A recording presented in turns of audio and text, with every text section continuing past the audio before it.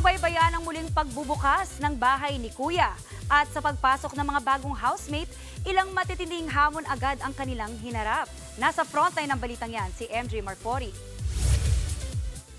Hello, Philippines! Hello, world!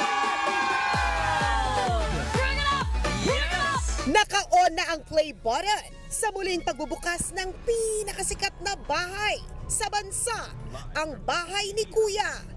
And this time, legendary ang season para sa kanilang Ito ang Pinoy Big Brother Gen 11!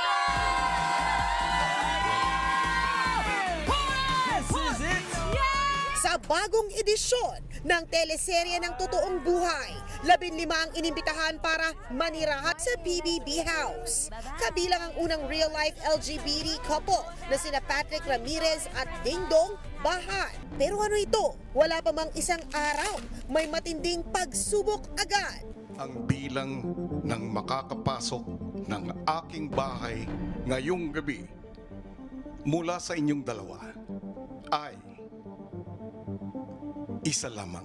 Kailangan niyo itong pagdesisyonan ng maigi. Sino sa inyong dalawa ang mananatili? Okay lang po sa akin.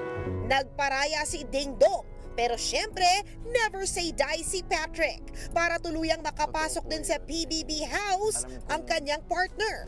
Ang challenge kay Patrick, kailangan niyang patunayan ang sarili at maboto ng kanyang mga kasama ngayon bilang official housemate ni Kuya.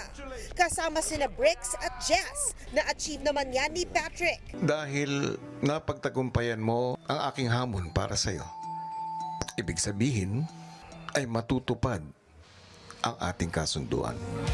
Thank you po, Kuya. Sobra, thank you po.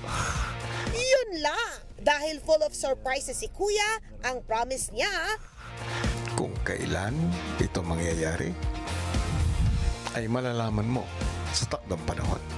antabayanan pang ibang eksena sa bahay ni Kuya. Lunes hanggang Biyernes 10:15 p.m. bago ang Frontline Tonight. At tuwing Sabado naman 8:30 p.m. at Linggo 9:30 p.m. Dito lang yan sa TV5. Nagbabalita mula sa Frontline, MJ Marfori, News 5. Mga kapatid, ito po ang inyong K-Alaman Queen, Kalad Karen. Always remember na ang K-Alaman ay K-Yamanan.